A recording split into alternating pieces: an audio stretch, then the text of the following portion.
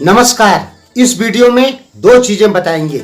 एक तो बताएंगे कि नेपाल चीन के 5 परमाणु बम से ज्यादा नुकसान भारत का कर सकता है। दूसरा बताएंगे कुछ प्रधानमंत्री ओली के बारे में।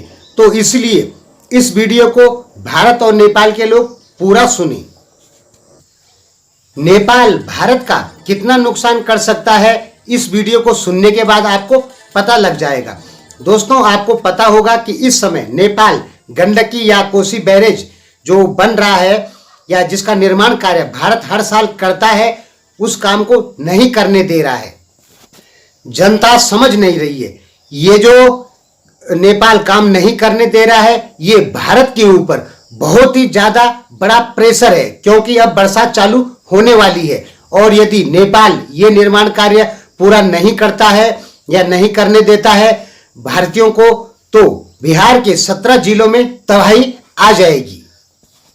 इस समय नेपाल की बहुत सारी जगहों पे चाइना डैम बना रहा है। भविष्य में क्या होगा कि भारत और चीन के बीच कभी बड़ा युद्ध हो जाता है तो नेपाल इन डैम को खोल देगा और बिहार और उत्तर प्रदेश, बिहार को बहुत ही ज्यादा नुकसान होगा। यानी हम कह सकते हैं कि बिहार के कम से कम 4 करोड़ लोग मारे जा सकते हैं।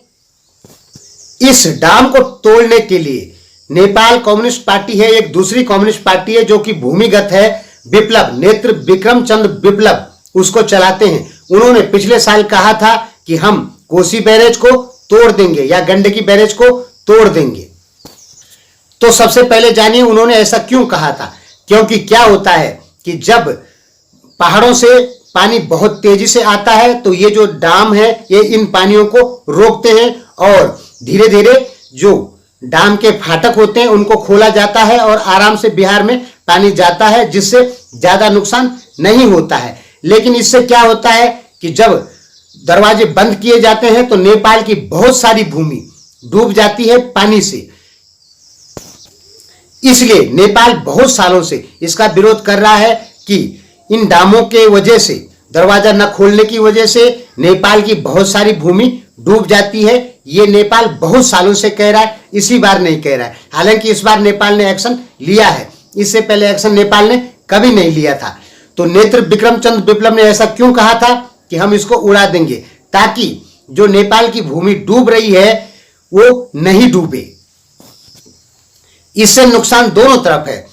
अगर फाटक खोल देते हैं तो बिहार को ज्यादा नुकसान है, नहीं खोलते हैं तो नेपाल की भूमि डूब जाती है। और अगर ये डैम रहेंगे ही नहीं तो क्या होगा कि नेपाल के पहाड़ों से जो स्पीड में पानी आता है वो डायरेक्ट बिहार में घुस जाएगा। उससे नेपाल को तो कोई नुकसान नहीं होगा, न नेपाल के प्लेन एरिया को कोई नुकसान होगा, लेकिन बिहार के 17 जो जिले हैं वो पूरी तरीके से डूब जाएंगे। यदि ये डैम नहीं होते हैं तो ये डैम जो है बिहार को बचाते भी हैं और उनकी जो भूमि है लगभग 2.5 लाख हेक्टेयर भूमि को पानी भी देते हैं और नेपाल की ये 1.5 लाख लगभग भूमि को पानी देते हैं। तो इससे क्या होता है कि ये बांध सिंचाई भी करते हैं, फायदा भी ये देते हैं नेपाल को और भारत को, लेकिन नुकसान भी देते हैं बरसात के समय में।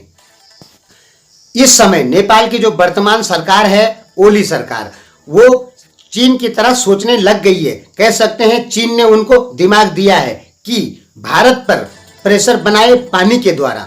नेपाल में इस समय बहुत सारे डैम बन रहे हैं और भविष्य में भारत चीन की लड़ाई होती है तो कन्फर्म है नेपाल उन डैमों के पानी को खोल देगा और बड़ा युद्ध हो गया, जहां मरने मारने की बात होती है, ऐसा युद्ध कभी हो गया तो नेपाल डायरेक्ट सारे बांधों को खोल देगा, जिससे बिहार के 3 या 4 करोड़ लोग सीधे के सीधे मारे जाएंगे। भारत की कांग्रेस पार्टी ने बहुत सारे ऐसे काम किए जो भारत के खिलाफ थे, जो भारत के विरोध में किए। इसी प्रकार नेपाल की जो वर्तमान पार्टी है वो बहुत सारे ऐसे काम कर रही है जो कि नेपाल के लिए बहुत ज्यादा नुकसानदायक है। हम एक उदाहरण लेते हैं 2015 ब्लॉकेड का। 2015 ब्लॉकेड का एक छोटा सा उदाहरण समझाते हैं कि वीरगंज जो एक मुख्य बॉर्डर है, उस बॉर्डर से और जीतपुर एक जगह है, लगभग 15 किलोमीटर का फासला है। तो वीरगंज से कुछ ट्रक पहाड़ों की तरफ जा रहे थे तो जीतपुर और वीरगंज की बीच में उनमें लगभग 3 ट्रक जला दिए गए, उनको लूट दिया गया। तो भारत सरकार ने, उस समय प्रधानमंत्री ओली थे नेपाल में, तो भारत सरकार ने कहा कि भाई इन ट्रकों की क्षतिपूर्ति दो, क्लेम दो। तो ओली सरकार या प्रधानमंत्री ओली ने साफ मना कर दिया। तो भारत ने सोचा चलो ठीक है, ये हम ही भरेंगे। तो भारत ने कहा कि हमारा सामान आपके यहाँ आ रहा है, आप 15 किलोमीटर तक अपनी आर्मी, सेना या पुलिस को सड़क पर रखें ताकि हम अपनी गाड़ियों को पार कर सकें। लेकिन प्रधानमंत्री ओली ने ऐसा बिल्कुल नहीं किया।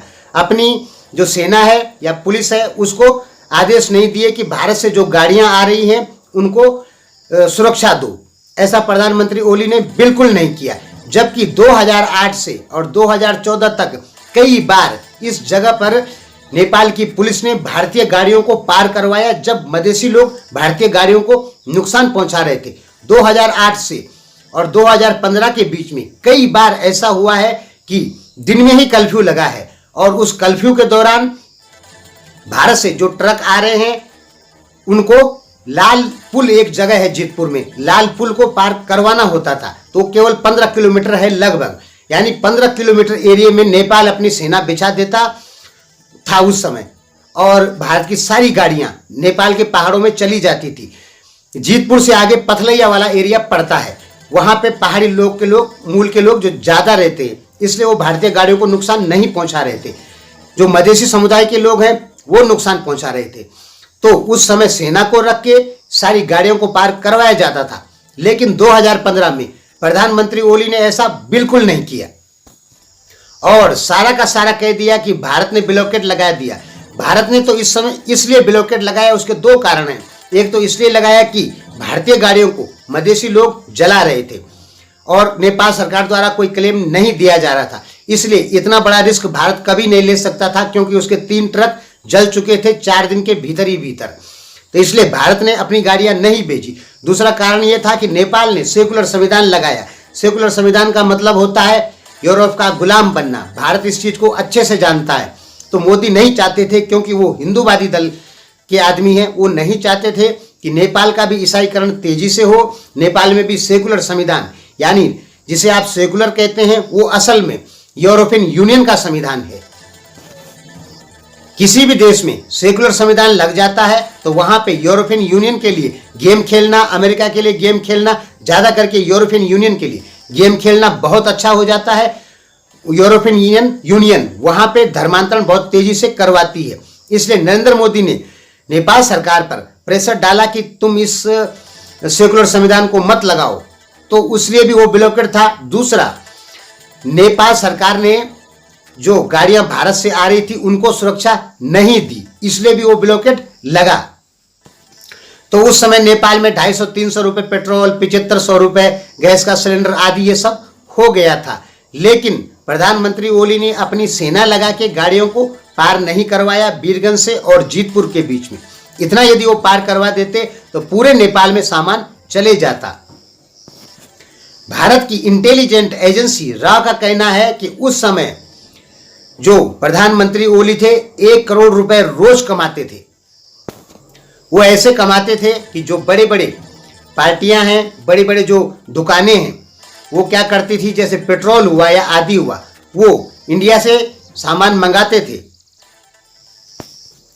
तो सेना कभी कभी स्कॉटिंग करके ले आती थी वो सामान। तो उसमें क्या होता था, प्रधानमंत्री ओली को गुपचुप रूप से पैसा दिया जाता था। तो इंटेलिजेंट एजेंसी रा का कहना है कि उस समय प्रधानमंत्री ओली 1 करोड़ रुपए रोज कमाते थे। ये बंदी लगभग 5 महीने 6 महीने रही है, और मुझे भी लगता है कि उस समय प्रधानमंत्री ओली ने बहुत पैसा कमाया है नाकाबंदी के दौरान, इसीलिए उन्होंने चुनाव जीता। प्रधानमंत्री ओली जो प्रधानमंत्री की सीट पे अभी तक बरकरार है, वो केवल और केवल पैसे के बल पे बरकरार थे। और दूसरा, अभी जो बरकरार है वो है चीन की मेहरबानी।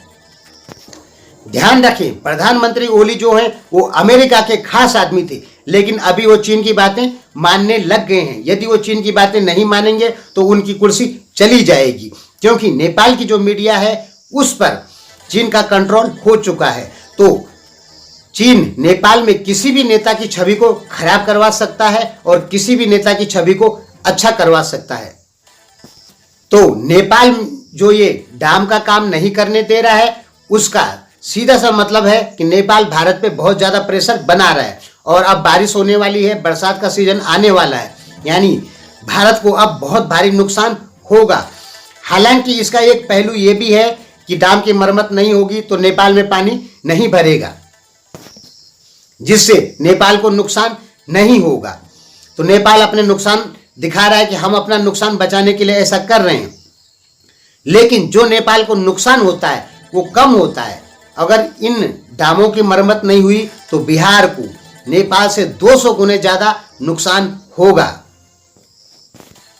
और ये केवल और केवल चीन की तरफ से एक प्रेशर है। इससे पहले नेपाल ने बात जरूर की है कि इन डैमों के बारे में, लेकिन नेपाल को भी पता है कि जितना नुकसान नेपाल का होता नहीं है उससे ज्यादा नेपाल को फायदा होता है कृषि से। तो इसलिए नेपाल ने कभी भी इन डैमों को रोकने का काम नहीं किया। अब चाहे नेपाल में खेती हो, चाहे नेपाल की जमीन सूखी पड़ जाए, उससे प्रधानमंत्री ओली को कोई मतलब नहीं है। उनको तो भारत पर प्रेशर बनाना है और इसलिए वो इन डैमों का कार्य नहीं करने दे रहे हैं। ये डैम यदि नहीं बनते हैं तो नेपाल की 1.5 लाख हेक्टेयर भूमि सूखी पड़ जाएगी, जिससे नेपाल में अनाज का उत्पादन कम होगा। लेकिन इससे प्रधानमंत्री ओली को कोई मतलब नहीं, क्योंकि उनकी सीट बचाई है चाइना ने। उन्होंने चाइना का नमक खाया है और नमक का हक प्रधानमंत्री ओली जरूर अदा करेंगे, इसलिए वो चीन की ही बात मानेंगे। भले ही इससे नेपाली के जो मधेश के लोग हैं उनको कितना भी नुकसान हो, इससे प्रधानमंत्री ओली को कोई मतलब नहीं है। तो इन डैमों से नेपाल को भी नुकसान होता है। अगर बंद है डैम का निर्माण कार्य तेज है तो नेपाल की भूमि में पानी भरता है, मानते हैं इस बात को, लेकिन उतना नेपाल को नुकसान नहीं होता है जितना कि फायदा होता है। और ये डैम का निर्माण कार्य नहीं हुआ तो नेपाल को बहुत ज़्यादा नुकसान होगा। नेपाल की भूमि सूखी पड़ जाएगी, पानी नहीं जाएगा, दूर दूर तक जो पानी जाता है, और भारत का तो कम से कम 2.5 लाख हेक्टेयर भूमि को नुकसान होगा। यानी देखा जाए तो भारत को बहुत ही ज़्यादा नुकसान होने वाला है यदि ये डैम नहीं बने। एक तो भारत की भूमि भी सूखी होगी, और दूसरा जब पानी नेपाल के पहाड़ों से स्पीड में आएगा तो बिहार के बहुत सारे जिले डूब जाएंगे। धन्यवाद।